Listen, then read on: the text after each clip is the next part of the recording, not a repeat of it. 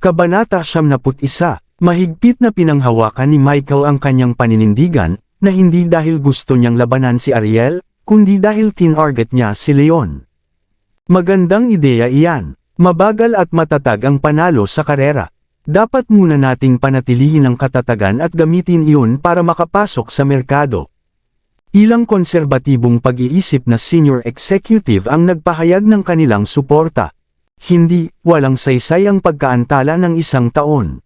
Kung ang ating kumpanya ay gumawa ng isang konsesyon sa oras na ito, ang balanse ng power sa deal na ito ay lilipat sa mga kamay ng West Praise Group. Mas magiging mahirap para sa atin na makamit ang isang pambihirang tagumpay sa susunod na yugto. Tutol naman si Ariel. Dahil ang kanyang mga opinyon ay naiiba kay Michael, ang mga radikal at konserbatibo ay nagsimulang makipagtalo sa isa't isa pati na rin na walang panig na sumusuko sa isa't isa. Sige, lahat, manahimik na. Tinapik ni Iris ang mesa at nagudyok sa lahat na isara ang kanilang mga bibig ng maingat. Dahil may dalawang magkaibang pananaw, hahayaan kong kumilos ang magkabilang panig sa kanilang magkahiwalay na mungkahi. Si Mr. Daval ang mamamahala sa pakikipagnegosasyon sa West Praise Group tungkol sa profit margin, habang si Miss Summers ang mananagot sa pakikipagnegosasyon at pakikipagtulungan sa Wheat Group. Maaari kayong makipag-ayos ng hiwalay ngunit sabay-sabay, at inaasahan ko ang isang sagot sa loob ng 2 araw. Nagdesisyon si Iris at itinuon ang atensyon kay Michael.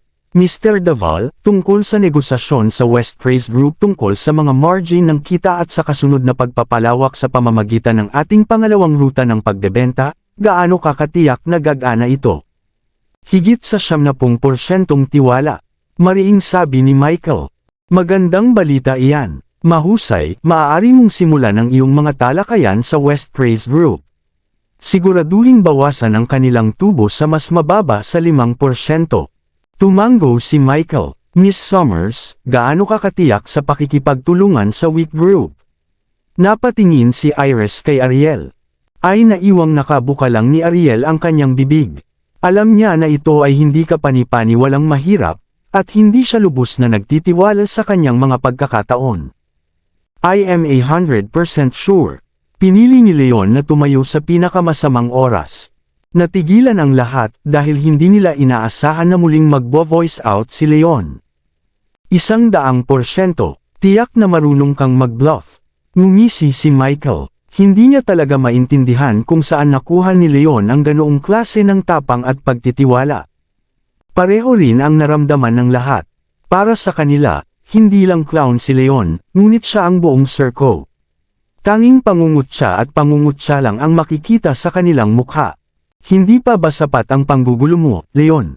Galit na pinandilatan ni Iris si Leon, at ramdam niya ang pananakit ng dibdib niya sa galit. Sinasabi ko ang totoo, Miss Young. Kung hindi ka naniniwala sa akin, maaari akong pumirma ng isang pangako. Sabi ni Leon na may hindi natitinag na ekspresyon. Oo naman, hahawakan kita sa iyong mga salita. Sabi ni Michael bago pa man makasagot si Iris. Kung hindi ka makakakuha ng kontrata sa Wheat Group, dapat kang magbitiw kaagad. Bakas sa mukha ni Michael ang saya dahil walang makikipagkompetensya sa kanya para kay Ariel kapag nakick out si Leon sa kumpanya. Deal. At kung gagawin ko, sinama ni Leon ng matalim na tingin si Michael. Imposible. Ngumisi si Michael. Pakli ni Leon, walang imposible. Tinatanong kita paano kung, well, kung makakapag-secure ka ng kontrata sa Wheat Group, magre-resign ako kaagad. Napangiti si Michael na dati ay sinubukan ang antas nito sa pinakamahusay na makipagtulungan sa Wheat Group, ngunit kahit anong pagsisikap ay walang saysay sa huli. Samantala, si Leon ay isang walang kakayahan na small-time secretary. Ang sitwasyon sa kamay ay nangangailangan ng madaliang pagkilos, at siya ay nagtitiwala na si Leon ay mabibigo ng miserable. Patas na, si Miss Young at ang lahat ng naririto ang magiging saksi sa ating kasunduan. Ngumiti si Leon. Si Leon ang pinupuntirya ni Michael mula pa noong una silang nagkita, at matagal nang nawala ng pasensya si Leon kay Michael. Sinusubukan mo lang gumawa ng eksena. Malungkot na pinandilatan ni Iris si Leon. Hindi niya akalain na kaya ni Leon ang pakikipagtulungan sa weak group, at iniisip niya kung kaya niyang patalsikan si Leon sa kumpanya kapag natalo siya. The point is, nauubusan na tayo ng oras. Makikipag-ayos sina Miss Summers at Mr. Wolf sa weak group. Kung kayong dalawa ay hindi makakuha ng anumang karapatang makipagtulungan sa kanila sa loob ng 2 araw na ito, magpapatuloy kayo ayon sa pamamaraan ni Mr. Deval. Ginawa ni Iris ang kanyang huling desisyon. Alam ni Iris na mahihirapang makipagtulungan sa weak group, kaya inilagay niya ang lahat ng pag-asa niya kay Ariel dahil hindi niya inaasahan na magiging kapaki-pakinabang si Leon sa anumang paraan. Inaasahan na makita kang matanggal sa trabaho sa isa pang 2 araw, Mr. Wolf. Napangiti si Michael na parang nai-imagine na niyang tinapakan ang ulo ni Leon. Lahat ng executive ng kumpanya ay umiling sa dismaya at tumingin kay Leon ng masama. Walang nag-iisip na mananalo si Leon. Na-dismiss ang pagpupulong. Agad namang lumabas ang lahat sa conference room. Halika sa aking opisina, Leon. Dumaan si Ariel kay Leon at nagpakawala ng malamig na singhot. Pinitik ni Leon ang kanyang ilong at sinundan si Ariel sa kanyang opisina. Nang makita ang medyo maasim na mukha ni Ariel, hindi napigilan ni Leon na magtanong, "May problema ba, Miss Summers? May nang-asar ba sa'yo?" Sa tingin mo, diretsyong dinabugan siya ni Ariel at ibinagsak ang mga dokumento sa desk. She glared at Leon angrily and blasted, "Are you insane, Leon?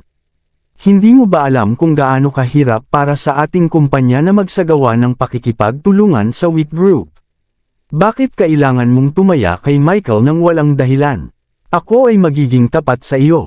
Wala akong tiwala sa ating mga pagkakataong magtagumpay, kaya huwag kang lumapit sa akin na umiiyak kung natalo ka at kailangan mong umalis sa kumpanya."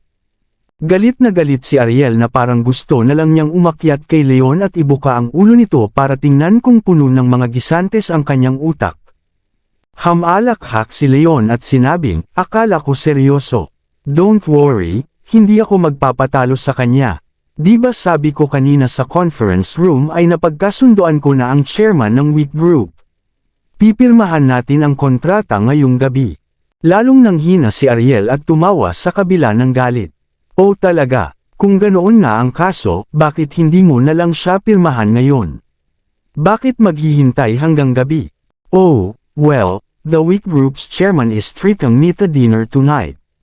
We agreed to sign the contract then," simpleng paliwanag ni Leon. "Walang katapusan ang kalokohan mo, di ba? You're telling me inimbitahan ka ng chairman ng weak group sa hapunan. Sino ka sa tingin mo?" Nagsisimula na akong isipin na isa kang mapilit na sinungaling. Si Ariel ay nanginginig sa sobrang galit. Nakikita niya ang mga walang hiyang tao noon, ngunit hindi niya nakita ang isang taong walang hiya gaya ni Leon. Ang kanyang balat ay mas makapal pa kaysa sa pader ng lungsod at halos hindi matatagusan. "Hindi ako nambobola. Nagsasabi ako ng totoo," walang magawang sabi ni Leon. "Tama na. Wala ako sa mood makinig sa kalokohan mo. Wala na tayong maraming oras na natitira, kaya pinakamahusay na huwag mag-aksaya ng kahit isang segundo pa. Pupunta tayo ngayon sa weak group para talakayin ang pagtutulungang ito." Pinigil ni Ariel ang kanyang galit, at hinawakan ang braso ni Leon, at lumabas. Inatasan ni Iris ang negosasyon kina Ariel at Leon sa meeting kanina, kaya kinailangan ni Ariel na isama si Leon para dito. Si Leon na mag-isa lang ay hindi magiging patas sa kanya. Hindi na iyon kakailanganin. Gaya ng sinabi ko, nasiliuhan ko na ang deal. Walang saysay na gumawa ng iba pa. Tatanungin kita sa huling pagkakataon. Sasama ka ba sa akin o hindi? Galit na tinitigan siya ni Ariel. Mariin niyang ikinuyom ang kanyang mga kamao, at nasa bingit na siya ng pagsabog sa galit. "Ako." Napalunok si Leon matapos maramdaman ang nakamamatay na tingin ni Ariel at sumulyap sa nakakuyom na kamao ni Ariel. Ang kanyang intuition ay nagsabi sa kanya na maaaring siya ay makakuha ng isang matinding bagbog mula sa kanya kung siya ay tatanggi at wala siyang magawa at magsabi ng isang salita. Ang pagsuntok sa kanya ang huling gusto niya. Okay, sasamahan kita." Ngumiti ng matamlay si Leon. Ang isang matalinong tao ay higit na nakakaalam kaysa lumaban kapag ang mga posibilidad ay nakasalansan laban sa kanya. Sa anumang kaso, ang pakikipagtulungan ay nataman na, kaya't nagagawa ni Ariel ang anumang gusto niya. Hindi naman yun big deal para kay Leon, dahil ituturing na lang niya itong sinasamahan si Ariel sa paglalakad. Natutuwa kang gumawa ng matalinong pagpili.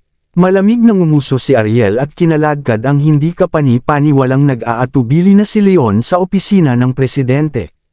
Pagkatapos ay hiniling kay Lily na e-print ang mga nauugnay na dokumento na gagamitin para sa pakikipag-ayos sa pakikipagtulungan.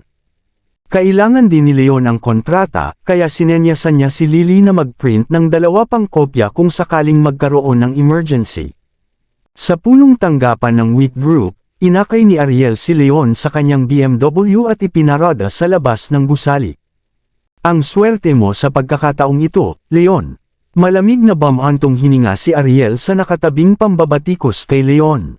Swerte ako. Paano? Labis na naguluhan si Leon. Sabi ni Ariel, ang isa sa mga senior mula sa universidad ay naging manager ng Departamento ng Relasyon sa Publiko ng Wheat Group. Tatawagan ko siya dahil naniniwala ako na makakatulong ito upang maging maayos ang pakikipagtulungan. Hindi ka taka-taka na pinilit mong makipagtulungan sa Wheat Group sa pulong. May koneksyon ka sa kumpanya nila. Biglang natauhan si Leon. Hindi ito kasing simple ng iniisip mo. Isa siya sa mga hinahangaan ko, at hindi ako hihingi ng tulong sa kanya kung walang ibang paraan. At saka, hindi masyadong mataas ang posisyon niya sa kumpanya. So it remains to be seen if he would be of any help, Ariel lamented. Ang isang admirer ay naiiba sa isang ordinaryong kaibigan, at hindi niya alam kung paano niya ito babayaran sa hinaharap kung siya ay may utang na loob sa kanya. Inilabas ni Ariel ang kanyang cellphone at tinawagan ang kanyang senior. Hindi nagtagal, lumabas sa kumpanya ang isang matangkad at gwapong binata na nakasuit, kurbata, at leather na sapatos. Ang kanyang hitsura ay nagmukhang isang taong maalam sa negosyo. Dinala ni Ariel si Leon para makipagkita sa kanya. Long time no see, Ariel. Nagningning ang mga mata ng binata, at nakangiting sinalubong niya si Ariel. Minsang kinilala si Ariel bilang pinakamagandang babae sa campus, dahil pangalawa lang ang hitsura niya kay Iris. Ang binata ay gumugol ng higit sa 1 taon sa pagsisikap na makuha ang puso ni Ariel, ngunit napilitan siyang talikuran ang kanyang mga pagsisikap matapos mabigo na manligaw sa kanya. Ang tagal na nang huli niyang nakita si Ariel, at naging mas maganda ito kaysa dati. Kahit na siya sa isang salita, ang makapigil hininga. Oo, matagal na. Salamat sa paghihirap para tulungan ako, Gilbert. Magalang nang umiti si Ariel. Huwag kang mag-alala tungkol dito. Ito ay walang problema sa lahat. Please come in. We'll talk more inside, sabi ng young man. Nang makarating sila sa kanyang opisina, inutusan ni Gilbert ang clerk na magsali ng tig-1 tasa ng kape para kina Ariel at Leon. Sino itong ginoong dinala mo, Ariel? Sumulyap si Gilbert kay Leon nang may pagdududa. Hayaan mong ipakilala kita sa kanya. This is Leon Wolf, a secretary to our company's president. Maikling pagpapakilala ni Ariel sa kanilang dalawa. Nice to meet you, Mr. Florenze. Ngumiti si Leon at nagkusa na batiin ang kabilang partido. Ah, so secretary lang siya. Ngumiti ng kalahating puso si Gilbert at tumingin kay Leon nang may tiyak na antas ng paghamak. Ang mga kalihim ay karaniwang naatasang gumawa ng sari-saring gawaing hindi sanay. Kulang sila ay may tunay na talento at ang kanilang career development prospects ay hindi masyadong promising alinman. Bukod dito, ang Elegante Group ay nasa isang ganap na naiibang antas kumpara sa pangunahing kumpanya ng Wheat Group, dahil ang una ay isang maliit na subsidiary lamang sa ilalim ng Young Group. Bilang tagapamahala ng Departamento ng Public Relation, si Gilbert ay isang balbas lamang mula sa pag-promote sa nangungunang pamamahala ng kumpanya. Natural lang sa kanya na minamaliit ang isang hamak na sekretarya tulad ni Leon. Pag-uusapan namin ni Ariel ang ilang mahahalagang bagay tungkol sa negosyo ng pagtutulungan. Walang magagawa ang isang sekretarya na katulad mo kung mananatili ka rito. Sa tingin ko, dapat kang lumabas at maghintay, matipid na sabi ni Gilbert. Oo naman. Ipinagkibit-balikat ito ni Leon dahil hindi naman niya kailangan na magkaroon ng anumang talakayan noong una. Akmang tatayo na siya at naghahanda na sa pag-alis, hinawakan ni Ariel ang braso niya. To be honest, Gilbert, si Miss Young ang nag-ayos para maging kami ni Mr. Wolf ang namamahala sa negosasyong ito. Pakiramdam ko ay dapat siyang manatili dahil siya ay naatasan with this responsibility as well. Awkward nang umiti si Ariel. Si Gilbert ay dating hinahangaan niya na ilang beses niyang tinanggihan noon. Ang awkward na nang hilingin niya kay Gilbert ang pabor na iyon, at sigurado siyang magiging kakaiba ang kapaligiran kung iiwan siya ni Leon na mag-isa kay Gilbert. Medyo malungkot na nakasimangot si Gilbert, ngunit mas magiging masungit sa kanya na itaboy si Leon pagkatapos sabihin ni Ariel ang sinabing iyon. Gusto kong marinig ang tungkol sa mga detalye ng pakikipagtulungang ito, Ariel, mahinahong pakiusap ni Gilbert. UC, kinuha ni Ariel ang mga kaukulang dokumento, at ibinigay kay Gilbert, at isa-isang ipinaliwanag ang intensyon ng kumpanya. Nanatiling tahimik si Gilbert at binuklat ang mga pahina gamit ang isang kamay habang tinatapik ng paulit-ulit ang mesa gamit ang mga daliri ng kabilang kamay. Tungkol sa mga channel sa pagbebenta na kinasasangkutan ng mga pampaganda, pinili ng Wheat Group na makitungo sa mga high-end at luxury goods lamang. Kung ang Elegante Group ay gumawa ng mga produkto na may katulad na quality, makakatulong siya upang mapaunlakan ang mga ito sa ilang lawak. Sa kasamaang palad, ang mga pampaganda ng Elegante Group ay hindi lamang umabot sa kinakailangang pamantayan. Nang walang anumang naunang precedent na kinasasangkutan ng gayong mga bagay, wala siyang magagawa upang matulungan siya. Price-wise, ang aming kumpanya ay maaaring maging flexible sa profit margin ng ilang percentage points. Iniisip ko kung magiging sapat ba iyon para tumulong ka sa pag-accommodate ng aming kahilingan. Sincere na tanong ni Ariel. Ang pangmatagalang pag-unlad ng Elegante Group ay nakasalalay sa kanilang tagumpay sa pakikipagtulungan sa Wheat Group, at handang isakripisyo ni Ariel ang ilang kita kapalit ng mabungang pakikipagtulungan. Natatakot ako na medyo magulo pa ito. Ang mukha ni Gilbert ay tila nagmumungkahi na siya ay inilagay sa isang masikip na lugar. Masyado bang mahirap ito kahit para sa iyo? Si Ariel ay labis na nadismaya, at ang kanyang puso ay nanlamig sa isang iglap. Inaasahan na niya ang posibilidad na walang sapat si Gilbert sa posisyon sa kumpanya at malamang na hindi makakatulong, at naging eksakto ang kaso. Baka makatulong pa ako. Ako ay nag-iisang responsable para sa mga channel ng pagbebenta ng mga pampaganda. Bagamat wala akong awtoridad para sa anumang pangwakas na pagpapasya, paggawa, at humigit kumulang 70 hanggang 80% akong kumpiyansa na magagawa natin ito kung dadalhin ko ito sa itaas, sinabi niya ng matapang. Ang bagay na iyon ay higit pa sa kanyang kakayahan, at ang totoo, hindi siya kahit 1% tiwala. Gayunpaman, wala siyang choice kundi magpakita ng kaunti para hindi siya maliitin ni Ariel. Talaga, iyan ay mahusay. Ipaubaya ko na sa iyo, Gilbert. Tatandaan ng aming kumpanya ang iyong mabait na kilos kung magiging matagumpay ang pakikipagtulungang ito. Tuwang-tuwa si Ariel. Gayunpaman, nagpatuloy si Gilbert, may isa pa akong dapat stress, Ariel. Hindi ito magiging madali dahil sa mga kinakailangan. Iminumungkahi ko na sabay tayong maghapunan sa isang hotel mamayang gabi at pag-usapan ito ng mas detalyado. Maraming salamat sa lahat ng sumusubaybay. Please subscribe and follow my YouTube and Facebook channel, Filipino Novel. Maraming salamat po. Kabanata 75. Isang pahiwatig ng ngiti ang bumungad sa mukha ni Gilbert. Hapunan. Sa isang hotel, ang ekspresyon sa magandang mukha ni Ariel ay nagbago ng husto. Hindi na siya baguhan sa trabahong pangnegosyo, at naunawaan niya kaagad ang kahulugan ng mga salita ni Gilbert. Malamang na hindi kumain ang layunin ni Gilbert. Mukhang hindi masyadong bagay para sa iyo at sa akin na maghapunan sa hotel, Gilbert. Sa tingin ko, mas makabubuti para sa amin ni Miss Young na i-treat ka sa isang pagkain bilang tanda ng aming pagpapahalaga kung matutulungan mo ang aming kumpanya na makamit ang matagumpay na pakikipagtulungan. Napangiti si Ariel at inaliw ang sarili sa paniniwalang siya, na bilang senior niya noong mga araw ng kanilang estudyante ay nag-imbita sa kanya sa hapunan ng walang ibang intensyon sa isip. Sa tingin ko hindi mo naiintindihan ang gusto kong sabihin, Ariel. Alam mo naman na lagi kitang gusto, kaya ibibigay ko na lang sa'yo.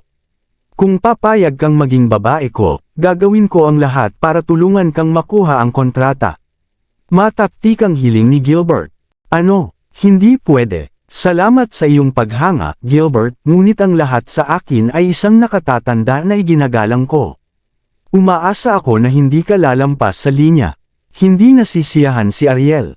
Inaasahan niya na maaaring hindi magandang bagay na humingi ng tulong kay Gilbert, ngunit hindi niya inaasahan na si Gilbert ay magiging walang kahihiyan upang gamitin ang kanyang paghingi ng tulong upang gawin siyang kanyang kasintahan. Kailangan may maya-alok ka kung gusto mong masecure ang kontrata, Ariel. Ang lahat ng ito ay isang bagay ng kapalit sa mga araw na ito. Hindi kita pipilitin kung ayaw mong maging girlfriend. Magiging masaya din ako kung magpapalipas ka ng isang gabi sa akin sa isang hotel. Hindi na napigilan ni Gilbert na makaramdam ng kaunting galit matapos muling tanggihan ni Ariel, at nadama na walang saysay na itago ang kanyang tunay na kulay. Wala siyang kakayahan na tulungan si Ariel na makamit ang matagumpay na pakikipagtulungan, kaya hindi mahalaga kung pumayag o hindi si Ariel na maging kanyang kasintahan. Magiging masaya siya hanggat magagamit niya ang pagkakataong iyon para matulog kasama siya. Magpakita ng paggalang, Gilbert. Umasim ang ekspresyon ni Ariel at napatayo siya na hinampas ang mesa. Oh, pakiusap, huwag mong subukan at umarte na parang ikaw ay mataas at makapangyarihan sa harap ko. We're both adults, not ignorant teenagers na nasa school pa. Dapat mong malaman sa ngayon na ang mga kababaihan ay dapat na sulitin ang kanilang kagandahan sa kanilang kalamangan. Kung palalampasan mo ang pagkakataong ito, baka wala ka ng isa pa. Sino ang nakakaalam, maaaring marami ka ng naging boyfriend pagkatapos tumuntong sa totoong mundo. Ngumisi si Gilbert. Dahil ang magkabilang panig ay nahulog na sa isa't isa, wala na siyang dapat ipag-alala. Wala kang kahihiyan. Sa sobrang galit ay dinampot ni Ariel ang kape sa mesa at isinaboy ito sa mukha ni Gilbert. Natigilan si Gilbert at natapon ang kape sa buong mukha at katawan niya. How dare you, bastard ka! Nainis si Gilbert sa nangyari at binigyan ng backhand slap si Ariel sa mukha. Nagulat si Ariel. Ang isang marupok na babae na tulad niya ay hindi kap-ares kay Gilbert. Habang papalapit siya sa pisngi niya, biglang lumitaw ang isang malaking kamay sa harapan niya at hinawakan ng mahigpit ang palso ni Gilbert. Leon. Nawala ang isip ni Ariel at lumingon siya para makita si Leon. Ang kanyang puso ay tila lumaktaw sa isang tibok at siya ay napuno ng hindi maipaliwanag na pakiramdam ng kaligtasan. Bitawan mo ako, napaungol si Gilbert. Sinubukan niyang hilahin ang kanyang braso, ngunit hindi siya makawala sa pagpigil ni Leon. The rest of his efforts spurred him to raise his other hand and slap Leon in the face. Ikaw ang nagtanong. Malamig na ngumuso si Leon at binigyan si Gilbert ng pinakamarahas na backhand na sampal. Kasunod ng malutong na sampal na iyon, naramdaman ni Gilbert na nagpantang ang mga tenga niya nang bumagsak siya. Tumama ang kanyang noo sa sulok ng mesa at nagsimulang umagos ang dugo. Napaungol si Gilbert sa sakit at hinawakan ang kanyang noo, at tanging nakatikip ang kanyang mga kamay sa dugo. Papatayin kita. Naging pulang dugo ang mga mata ni Gilbert, at nag-uumapo ang galit sa kanyang puso nang sumugod siya kay Leon na parang baliw. Tumalon si Leon sa eri, at sinipa ang ibabang tiyan ni Gilbert, at pinabagsak si Gilbert sa dingding matapos ang pag-urong ng ilang hakbang. Iyon na siguro ang pinaka-nakakahiyang sandali ng buhay niya. Kalimutan mo na, Leon. Tara na. Nang bumalik sa katinoan si Ariel, dali-dali siyang lumapit at hinawakan ang braso ni Leon. Sa mga nangyari, ang kooperasyon ay wala na at hindi na siya umaasa dito. Ang gusto lang niya ay umalis ng mabilis hanggat maaari, At baka lumaki pa ang mga pangyayari. Tumango si Leon at naglakad palabas kasama si Ariel. Tigilan niyo sila, huwag niyong hayaang makatakas sila, pilit na bumangon si Gilbert at nagpakawala ng dagandong. Sa oras na iyon, ang kaguluhan sa opisina ay nakaalerto na sa mga empleyado sa labas. May tumawag sa mga security guard ng kumpanya, at 6 sa mga ito ang nagpatigil kina Leon at Ariel ilang sandali matapos silang lumabas ng opisina.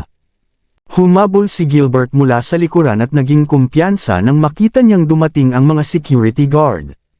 Mr. Gore, sinampal ako ng lalaking ito dito.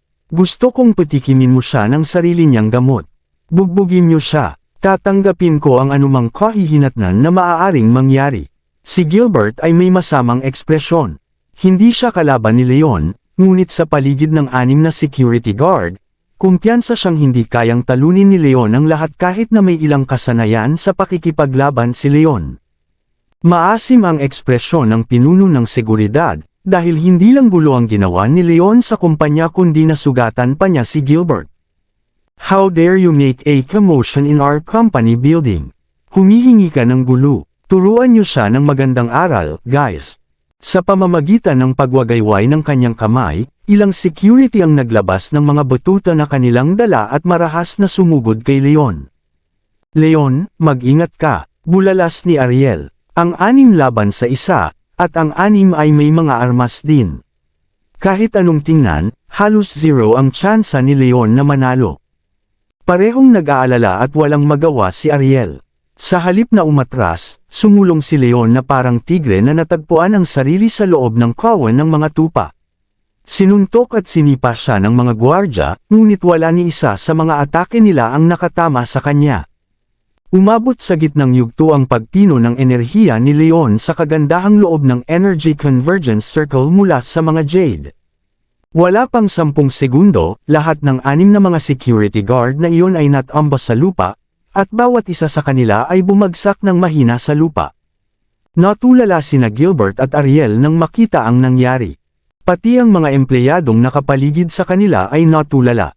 Hindi nila pinangarap na magiging ganoon kalakas si Leon. Natalo niya mag-isa ang 6 na security guard. Alam ni Ariel na nagkaroon ng hindi pagkakaunawaan si Leon kay Joseph ilang araw na ang nakalipas at nasugatan ang ilang mga security guard ng kumpanya ng mag-isa. Gayunpaman, wala siya doon sa oras na iyon, kaya hindi siya nagkaroon ng pagkakataong makita ang sarili na lumaban si Leon sa kanyang mga mata. Laking gulat niya dahil ito ang unang pagkakataon na tunay niyang nakita ang kawalang takot ni Leon. Kamangha-manghang, nagsimulang kuminang ang magagandang mata ni Ariel at ang kanyang puso ay tumibok na parang tumatakbong osa. Siya ay nasa sabik na hindi maintindihan. Sa wakas, naunawaan na rin ni Ariel kung bakit pinuri ni Iris si Leon sa pagiging gwapo. Ibinahagi niya ang parehong mga iniisip tulad ni Iris sa sandaling iyon at naramdaman na ang matangkad at matayog na figure ni Leon ay ang pinaka-epitome ng kagwapuhan. Bilasan mo, tumawag ka ng pulis. Napasinghap ng mariin si Gilbert at napalitan ng gulat ang dati niyang malupit na ekspresyon. Hindi niya maintindihan kung paano naging napakalakas ng isang hamak na sekretarya na tulad ni Leon. Kung hindi niya ito nakita ng sarili niyang mga mata, hindi siya maniniwalang totoo iyon. Tama na, ano ang nangyayari sa mundo? May galit na sumigaw mula sa likuran. Ang boses ay nagmula sa isang binata, na lumapit sa eksena mula sa malapit kasama ang ilan sa mga executive ng kumpanya. Ang binata na nanguna sa grupo ay walang iba kundi si Jensen. Nagulat siya sa kaguluhan na dulot ng away. Mr. Wick. Nagulat ang mga nanunood. Si Jensen ay apo ng chairman ng Wick Group na nagsilbing general manager ng kumpanya. Dumating ka sa tamang oras, Mr. Wick. May nagdudulot ng gulo sa ating kumpanya at ako ay nasugatan bilang isang resulta. Kailangan mo silang dalhin sa hustisya. Tuwang-tuwa si Gilbert at gumapang sa paanan ni Jensen na parang aso. Kahit na nasilaw ni Leon ang lahat sa kanyang napakahusay na kakayahan sa pakikipaglaban, ang Wicks ay isa sa pinakamataas na ranggo at pinakamaimpluwensyang pamilya sa Springfield City. Si Jensen, bilang panganay sa pamilya, ay maaaring wakasan ang buhay ni Leon sa isang kurot sa kabila ng kahanga-hangang kakayahan ng huli. Sino ang nagdulot ng gulo sa aming kumpanya? Ang lakas ng loob mo. Galit na galit si Jensen. Ito ay isang ganap na magulo doon, at si Jensen ay hindi makita si Leon dahil ang bilang ng mga empleyado na nanunood mula sa isang gilid na humarang sa kanyang paningin ay napakadami. Siya yun. Siya na. Itinuro ni Gilbert ang direksyon ni Leon na may sama ng loob. Tapos na si Leon para sa kanya. Sa lahat ng mga taong nakakasama niya, kailangan lang niyang piliin ang weak group. Naghuhukay siya ng sarili niyang libingan. Oo, ang impluwensya ni Mr. Weak ay ginagawang mas madaling tapusin iyon ng mabuti. Nagbulungan ang mga nanunood sa mahinang boses at ngumisi habang nakatingin kay Leon ng masama. Bilang mga empleyado ng weak group, ipinadama sa kanila ng panggugulo ni Leon na tila sila ay direktang kasangkot, sa kabila ng hindi iyon ang kaso. Lahat sila ay nakadama ng magkatulad na pagkamuhi kay Leon at walang ibang nais kundi ang wakasan ni Jensen ang mga kalokohan ng isang mayabang na tagalabas tulad ni Leon. Mr. Wick, ganun ba? Please let me explain. Namutla si Ariel sa takot at tumayo kaagad sa harapan ni Leon. Bagamat hindi pa niya nakilala si Jensen, alam niyang ang Wicks ang may-ari ng weak group. Nako, walang ingat na kumilos si Leon sa teritoryo ng Wicks para protektahan siya, na sinaktan niya si Gilbert at pinatumba ang 6 na security guard. Nagdulot ito ng napakalaking kaguluhan na halos tiyak na hindi magiging maganda ang wakas para sa kanya, lalo na ang salarin na si Leon. Mr. Wolf, ikaw na, gulat na napatingin si Jensen. Jensen, hindi ko ini-expect na magkikita tayong muli ng ganoon kaaga. Ngumiti si Leon at binati si Jensen. Kilala ng lalaking iyon si Mr. Wick. Natigilan ang mga nanunood at halos malaglag ang kanilang mga panga sa lupa. Si Gilbert, na masyadong mayabang ay na-shocked. Hindi niya pinangarap na ang isang hamak na sekretarya tulad ni Leon ay makakaalam ng pagkakakilanlan ng weak group na lumabas sa kanyang puso. Leon, him, you both. Nagulat si Ariel. Naguguluhan siyang tumingin kina Jensen at Leon at hindi niya maintindihan kung ano ang nangyayari sa mundo. Hindi pinansin ni Jensen ang pagtataka ng lahat. Mabilis siyang naglakad papunta kay Leon at sinabing may magalang na ngiti. Ano ang nagdala sa iyo dito sa aming kumpanya, Mr. Wolf? Oh, I'm here to discuss a possible cooperation, nakangiting sagot ni Leon. Pagtutulungan. Oh, ang ibig mong sabihin ay ang pagtutulungan ng elegante group at ng weak group. Tumawag lang sa akin ang lolo ko at sinabing pumayag siya na pumirma sa kontrata sa hapunan ngayong gabi. Bakit ka pumunta dito ng maaga? Nagulat si Jensen. Siya lamang ang may pananagutan sa negosyo ng mga channel ng pagbebenta ng weak group, at kinausap siya ni Bernard tungkol dito sa telepono kanina. Well, ito si Miss Summers, ang assistant ng president ng kumpanya namin. Sinabi ko na sa kanya na ang pakikipagtulungan ay napag-usapan na, ngunit hindi siya naniwala sa akin at nagpumilit na sumama sa akin dito. Walang magawang ngumiti si Leon at maikling ipinaliwanag ang buong sitwasyon, kasama ang panggigipit ni Gilbert sa opisina. Kaya hindi ka nagsisinungaling noong sinabi mong nakipag-negotiate ka na ng kooperasyon sa chairman ng weak group. Nanatiling blanko ang isip ni Ariel. Ni minsan ay hindi niya pinangarap na totoo ang lahat ng sinabi ni Leon sa pulong. Siyempre hindi. Naniniwala ka na sa akin ngayon, hindi ba? Ipinagkibit balikat ito ni Leon. Namula ang magandang mukha ni Ariel at nahiya siya matapos mapagtanto kung gaano siya katanga. Ito ba ang ginawa mo, Gilbert? Matapos malaman ang dahilan ng kabiguan, nawalan ng gana si Jensen at matalim na sinulyapan si Gilbert na may nakamamatay na tingin. Dahil sa gulat, nagmamadaling lumapit si Gilbert at sinubukang gumawa ng dahilan para sa kanyang kasuklam-suklam na pag-uugali. Hindi, Mr. Wick, hindi iyon ang nangyari, hindi ko ginawa ang mga bagay na iyon, ako. Itikong mo yang bibig mo. Hindi ko gustong marinig ang alinman sa iyong mga palusot. Si Mr. Wolf ang pinarangalan na panauhin ng aming pamilya. Siguradong napapagod ka na sa buhay kung lumampas ka sa kawalan ng paggalang sa kanya at sa kanyang kaibigan. Galit na galit si Jensen kaya sinampal niya si Gilbert sa mukha at muntik nang mapalipad ang huli sa isang tabi. Si Leon, na nagligtas sa buhay ng lolo ni Jensen, ay mas kapanipaniwala at mapagkakatiwalaan kaysa kay Gilbert sa mga mata ni Jensen. Maaaring ipaglaban ni Gilbert ang lahat ng gusto niya, ngunit walang kabuluhan ang lahat. Ang pinarangalan na panauhin ng weeks. Nagulat ang mga nanunood. Walang sino mang umasa na magkakaroon ng koneksyon si Leon kay Jensen, at ang mas nakakagulat na marinig na itinuring siya bilang isang iginagalang na panauhin. Napakalaking asosasyong iyon. Mr. Wick, wala akong ginawang ganoon. Nagsisinungaling siya. Please believe me. Tinakpan ni Gilbert ang kanyang mga pisngi at determinado pa ring sumugod. Huwag kang lalapit sa akin. Ikaw ay natanggal na sa kumpanya na may agarang epekto. Lumabas ka na dito. Sinipa ni Jensen si Gilbert, at saka itinuon ang atensyon sa ilang security guard sa tabi niya. Security. Paki-escort niyo siya palabas ng building.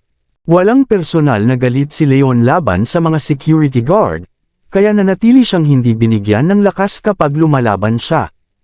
Kaya naman, ang mga gwardya ay nangangailangan lamang ng kaunting pahinga para mabawi ang kanilang lakas at makatayo pabalik. Matapos matanggap ang mga utos ni Jensen, sinimulan nilang hamakin si Gilbert dahil sa halos pagsangkot nito sa kanila rin.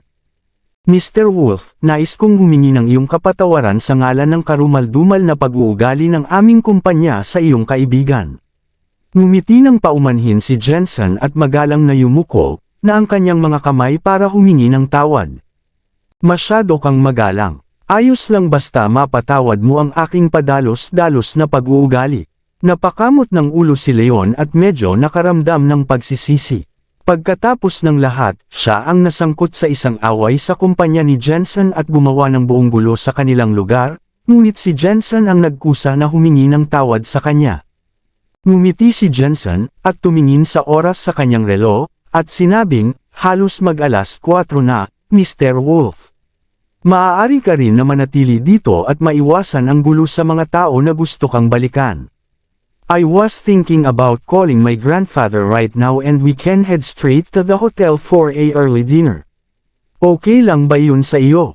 Sure. Tumango si Leon, ngunit bahagya siyang nag-alinlangan nang tumingin siya kay Ariel sa tabi niya.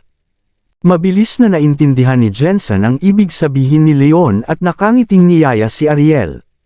Miss Summers, dahil kaibigan ka ni Mr. Wolf, gusto mo bang sumama sa amin kung maginhawa para sa iyo? Salamat sa imbitasyon. Alam ni Ariel na naimbitahan lang siya dahil kay Leon. Ang kanyang pagkamausisa sa relasyon nito sa weeks ay nagtulak sa kanya na sumang-ayon sa imbitasyon ni Jensen pagkatapos ng ilang pag-iisip. Sa loob ng isa sa mga marangya at kat-anji tanging VIP room sa The Sovereign Hotel, si Bernard at si Jensen ay umupo kasama sina Leon at Ariel sa mesa. Sa ilalim ng mga direksyon ni Bernard, ang mga waiter ay nagsimulang maghain ng alak at pagkain, at lahat na kung saan ay ang pinakamahusay at pinakabihira na mga delicacy. Maraming salamat sa pagligtas mo sa akin noong isang araw. Iniaalay ko sa iyo ang toast na ito bilang pagpapakita ng aking pasasalamat. Todo ngiti si Bernard habang tinataas ang wine glass niya kay Leon. Masyado kang magalang, Elder Wick. It wasn't very difficult on my part, so please don't take it too seriously, sabi agad ni Leon. Kinuha niya ang baso ng alak, at nakipag-clink sa baso kay Bernard, at saka ininom ang buong baso ng sabay-sabay. Tumingin si Ariel kay Bernard, at pagkatapos ay kay Leon, at may kakaibang ekspresyon sa mukha. Noong una ay naisip niya na may relasyon si Leon kay Jensen, na marahil bilang malayong kamag-anak ng Wicks, o dahil sa matagal na pagkakaibigan ng kanilang mga ninuno. Gayunpaman, tinawag ni Leon si Jensen sa kanyang unang pangalan, ngunit tinawag ni Bernard si Leon ng may paggalang, si Mr. Wolf. Walang ideya si Ariel kung ano ang nangyayari, at kung ano man ang relasyon nila ay isang ganap na magulo sa kanya.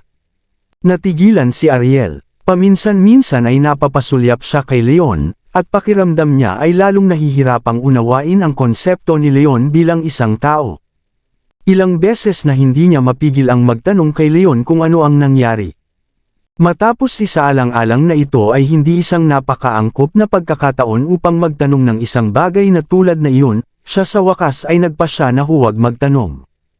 Hindi nag-o-overthink si Leon tulad ng ginawa ni Ariel at simpleng nakipag-usap sa kanyang paraan kasama sina Bernard at Jensen nang hindi nakaramdam ng awkward. Samantala, hindi hihigit sa isa o dalawang inumin lang ang maipapakita ni Bernard sa kanyang sinseridad dahil kagagaling lang niya sa sakit, kaya inutusan niya si Jensen na e-entertain ng maayos sina Leon at Ariel in his behalf. Dahil babae si Ariel at kailangan niyang magmaneho, nag-toast siya ng tsaa kaysa alak. Walang ganoong alalahanin si Leon, kaya nakipag-inuman siya kay Jensen. Parang matagal na silang magkasamang dalawa. Matapos ang ilang tunog ng alak at matapos ang halos lahat ng pagkain, ang piging ay malapit ng matapos. Kinuha ni Bernard ang kanya mga dokumento. Nandito lang. Inilabas ni Leon ang 2 kontrata na inilimbag ni Lily at iniabot kay Bernard. Alam ni Bernard na ihiwalay ang mga personal na bagay sa mga propesyonal na usapin sa negosyo, kaya binasa niya ang kontrata. Nabasa ko na ang kontrata, Mr. Wolf. Sa nakikita ko, wala namang issue. Gayunpaman, gusto ko tingnan ninyo ang porsyento. Masyado bang mataas? Bumilis ang tibok ng puso ni Leon. Wala siyang alam tungkol sa kung paano nagsagawa ang mga kumpanya ay hindi siya sigurado kung ang presyo na inilagay niya ay masyadong mataas o masyadong mababa. Kabanata 100. Tumalon din ang puso ni Ariel sa kanyang lalamunan. Sa wakas ay tinulungan ni Leon ang kumpanya na makakuha ng pagkakataon na makipagtulungan sa Wheat Group, kaya talagang isang kahihiyan kung ang presyo ay magiging isang hadlang.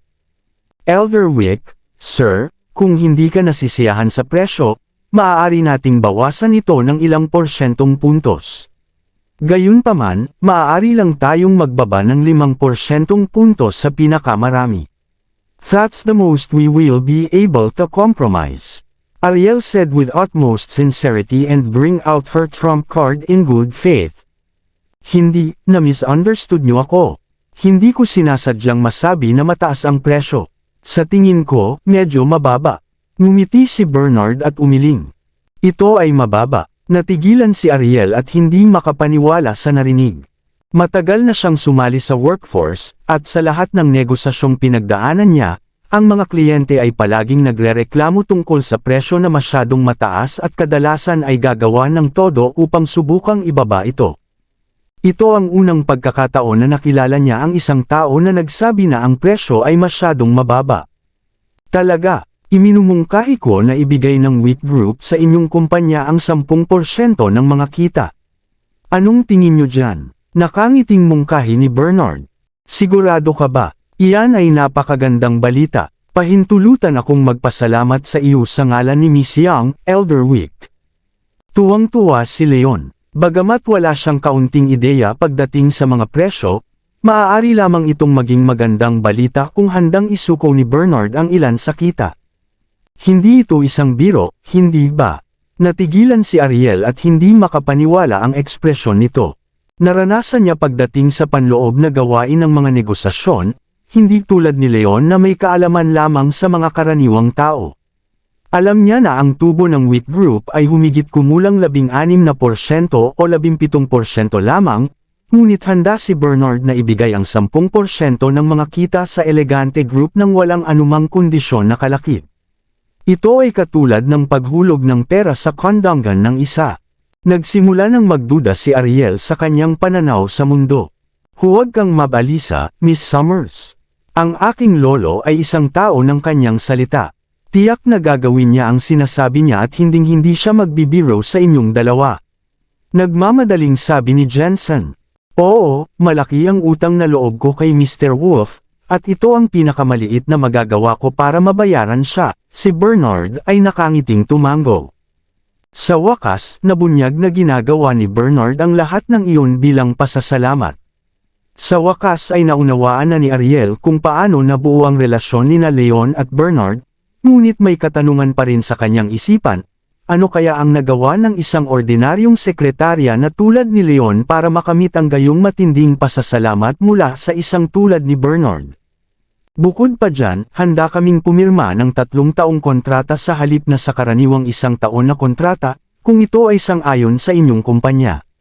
Maaari rin nating i-renew ito sa 3 taong termino sa hinaharap, dagdag ni Bernard. Masaya kami pa dito. Maraming salamat, Elder Wick.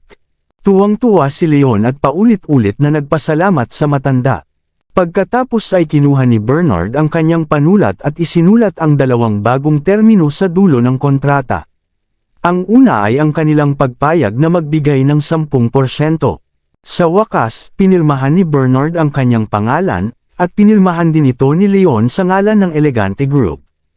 Mayroong 2 set ng kontrata, kaya bawat partido ay may hawak na isang kopya.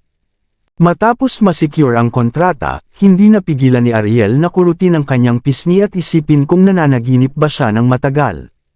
Isang masakit na sakit ang bumalot sa kanya at pinatunayan na hindi siya nananaginip. Lumabas ng hotel sina Leon at Ariel at sumakay sa kotse. Sa kanilang pag-uwi, hindi na napigilan ni Ariel ang kanyang pagkamausisa at tinanong siya, "Leon, kumusta kayo ni Elder Wick?" Siya, "Wala lang. Mayroon akong ilang kaalaman sa medisina," at si Elder Wick ay nahimite sa kanyang pag-eehersisyo sa umaga ilang araw na ang nakalipas. "Nandoon ako, kaya nailigtas ko siya."